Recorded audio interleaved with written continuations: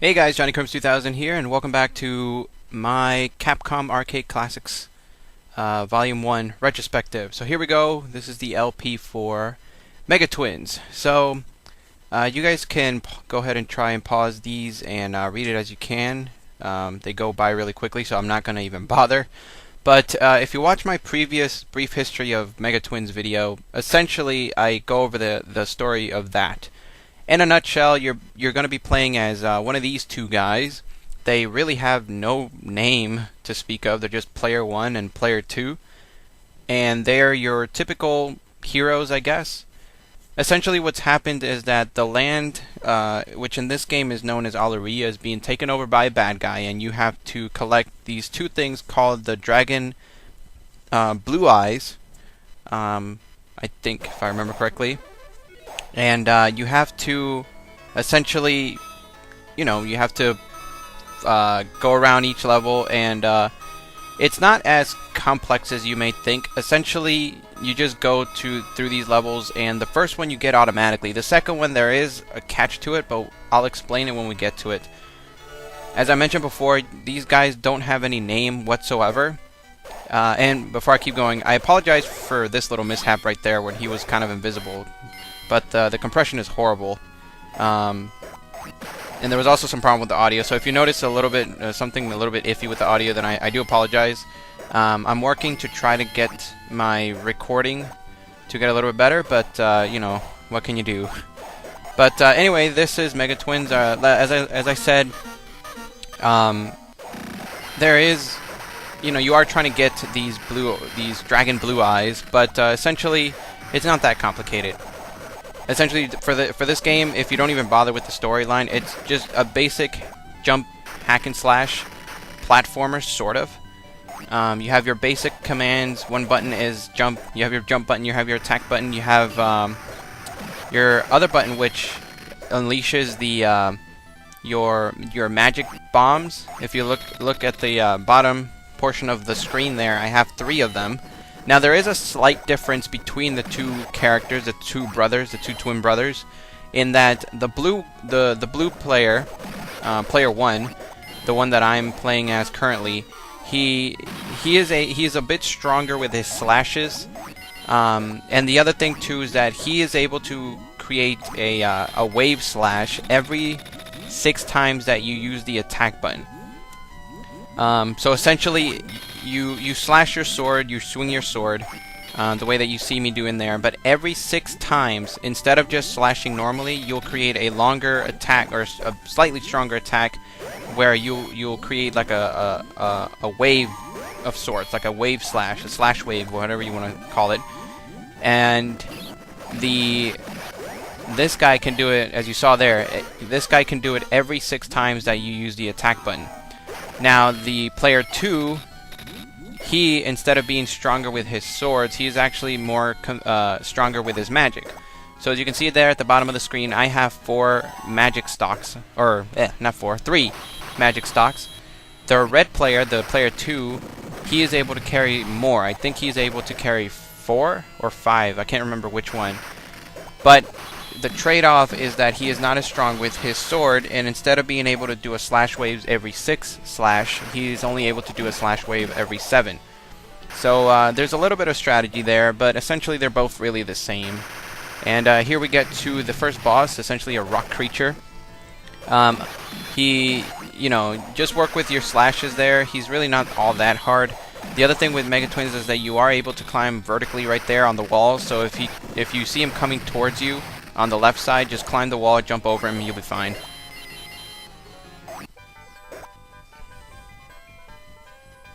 And that's round 1. This game isn't that hard, but it's not that hard per se, but oh, and here we go. Welcome, Warrior JC. I am Kalia, goddess of I can't read that. Yeah, essentially all these things, they really don't do much gameplay wise. You are going around this first half of the game, at least, going around collecting doohickeys and stuff like that, but essentially, as I said before, they really serve very little purpose. There is a big difference between the Japanese and the international release. Now, we are playing the international release. I'm actually playing this off of the Capcom Arcade Classics Volume 2 collection, as you saw at the beginning there with that little menu that popped up. So yes, I am playing the emulated version of the arcade, or the emulated arcade version. I'm playing this on the PlayStation 2, but as I was saying, the Japanese version actually has a slight difference in the way that you are able to collect those dragon blue eyes. But I'll get to that when we get to it. Now, this part of the game, we actually get to a flying section. Now, this game does like to toy around with its different gimmicks and stuff like that. We were just in a solid platformy kind of area, and now we're in the sky, and we have like a hat with a bird on it. And, like, it looks like he has no, he doesn't have a jetpack. It's just the bird hat that's making him fly. So essentially, you trade your the way that I'm moving around here is that I'm actually not really doing anything. I'm just using the joystick to move around. So it's not like you have to keep pressing the jump button or anything like that. You just press your directional button, and he will go wherever you tell him to. And now this guy is telling us that he's sorry and for being a jerk and stuff like that. For this section, you can slash the little bullets that come towards you with your sword. And yeah, I died. As I was saying, this game isn't hard per se. Like, it's actually very simple. There's no like tricky areas or stuff like that, but your life bar is so small that you will inevitably end up dying so many times. And you can kind of see why. I mean, this game did start off in the arcades, so it was a quarter muncher. It was a way to get your quarters, a way to get your money. But essentially, you know, it's not that hard. You're not gonna have trouble. You're not gonna keep dying or anything like that. It's not Strider hard, if that makes any sense. And here we have the boss of level 2, and holy crap, it's a double-headed turtle with wings that can spew out fire and can stretch out its neck to attack us. Yeah, this game is tripping balls, man. So for this section, you can attack each head. Obviously, I think at some point you can destroy. I actually can't remember here what happens, but as you saw now, my magic meter is refilling itself every time. Every time that it reaches red, I'm able to do this big long slash. Now, admittedly, I am not sure how that works, because I'll be the first to admit that I don't have that much experience with this game, unfortunately. I can't tell you what the names of these bosses or anything like that, what they're called, or if there's any secrets to making this game easier or anything like that. If you're looking for me to explain to you, like, secrets and stuff like that, I apologize. I have played this game plenty of times, but it's very confusing. It's very obscure. You can't find that much information, unfortunately, of this game. And in fact, making the brief history video was a bit of a challenge for me. But now everything is happy. That sun in the background is extremely happy. It's actually kind of creepy. Kind of reminds me of the Teletubbies sun. And here you have like this weird section where you have to take out these beans. I think they're beans. While avoiding the thing that spins in the middle. And once you clear them, you finish the round.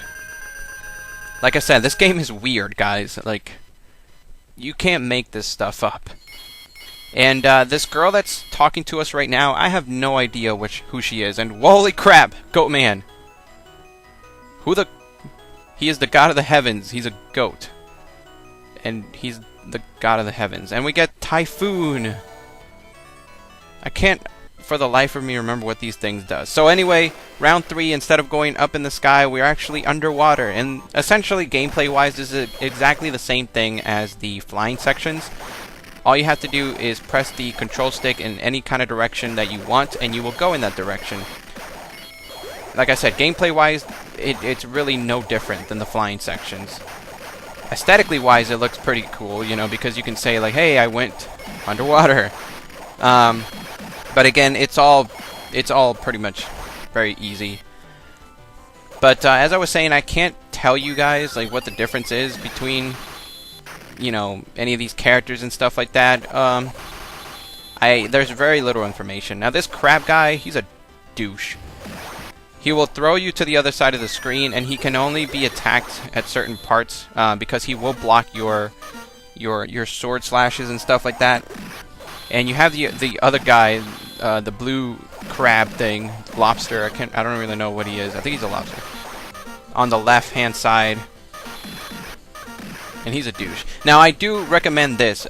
Just like in any kind of beat-em-up game that has like a stock option as far as like special attacks and stuff like that, what I recommend to you is that when you, as you guys have undoubtedly heard the annoying beeping sound that's going off telling me that I'm almost dead, if you are almost dead, I suggest just spamming the crap out of your magic bomb stock, because, you know, essentially what happens is that when you die, you will regain your bomb stock, and there's no point in wasting it. So if you're going to die, you might as well use up your bomb stock and try to take out as many enemies as you can before you die.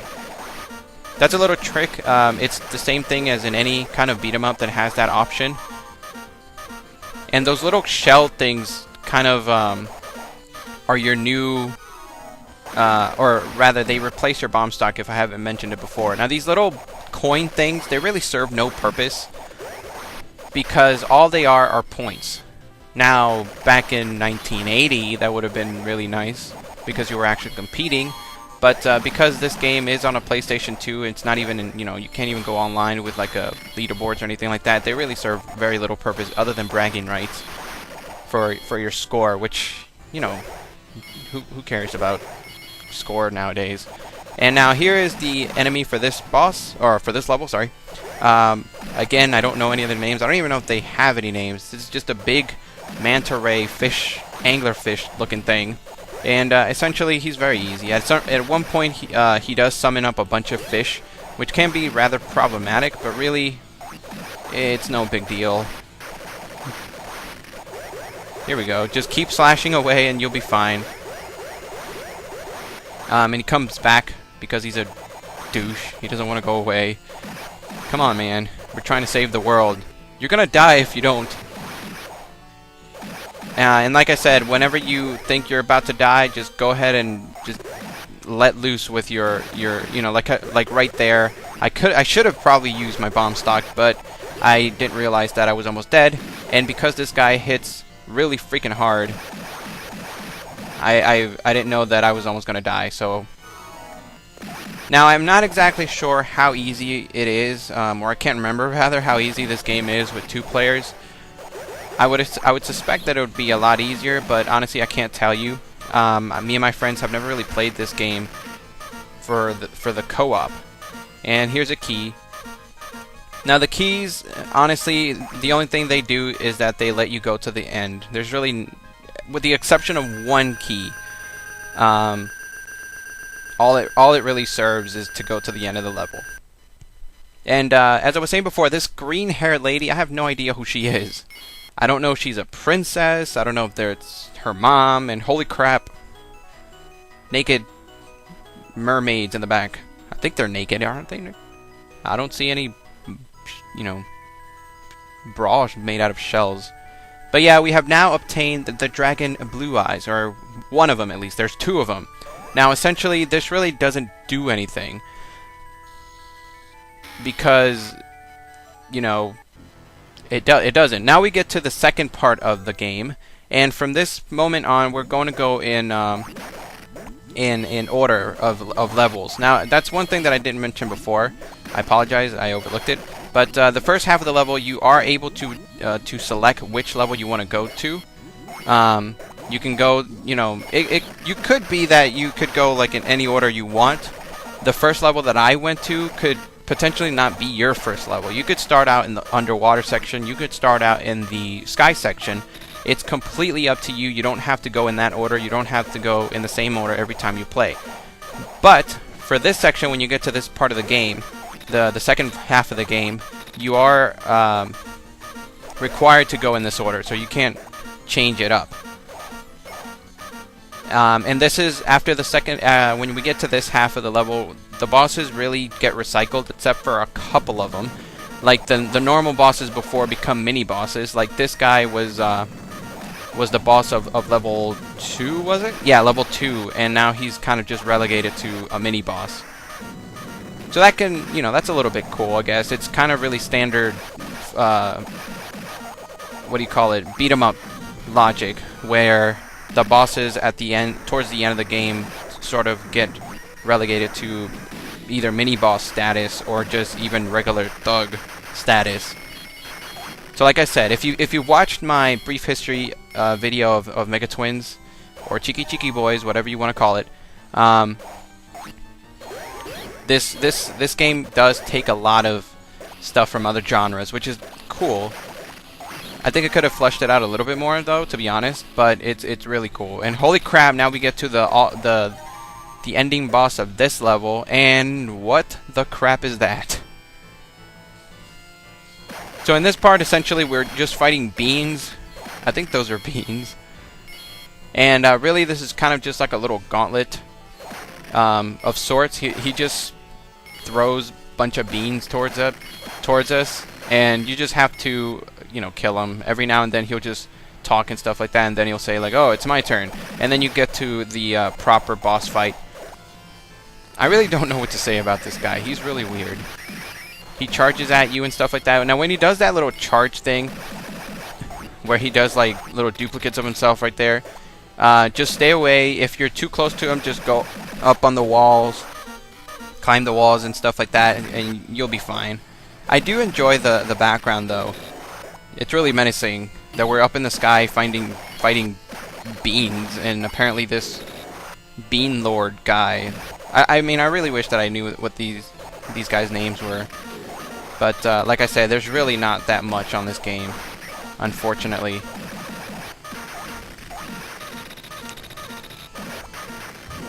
And we beat him! Now, I will say this, looking back at this, I think the way that the magic bar at the bottom of the screen works is that once you run out of bomb stock, that meter appears.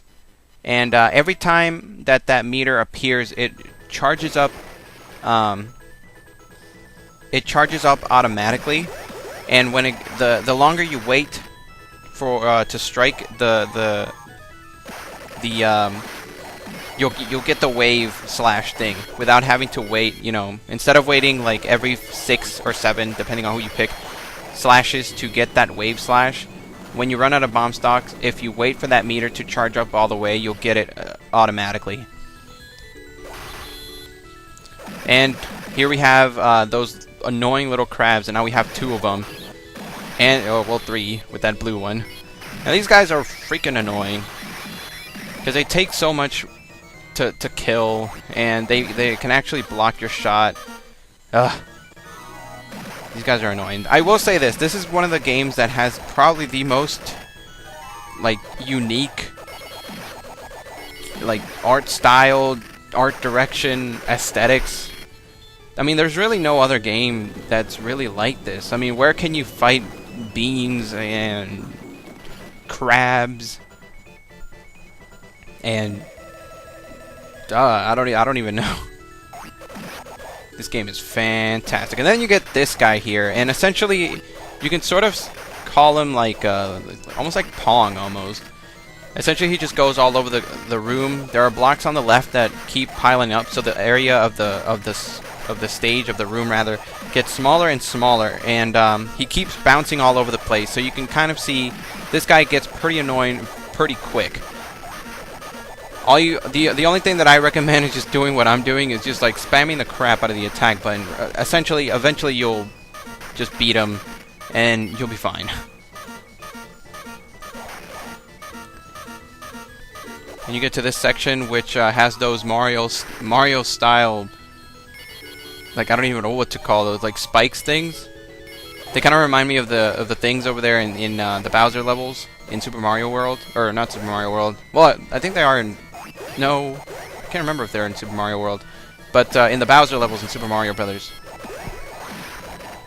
Now this game did have a Genesis release, which I'm probably thinking that if you are watching my LP because you saw the Chiki Chiki Boys title, I'm assuming that that you have played that version instead of the arcade version, which is the version that I'm playing right now.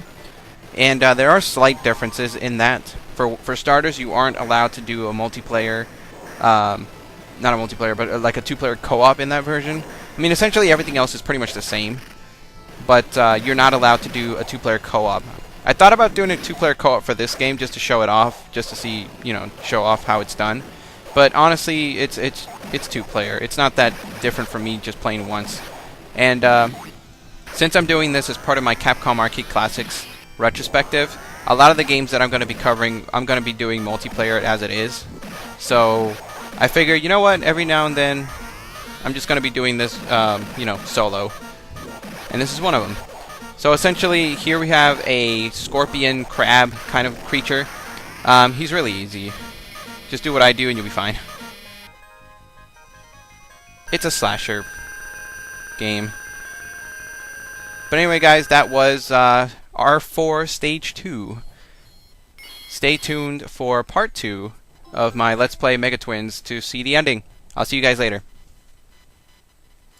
As always, if you like this video, be sure to hit that like button and subscribe to my channel if you want to get more stuff from me. In the meantime, if you like my videos, be sure to find me on Twitter, Tumblr, Raptr, and Screwattack.com to see the other gaming-related content that I upload. Info is in the description. Who knows? Maybe you'll like my stuff. Maybe. Maybe.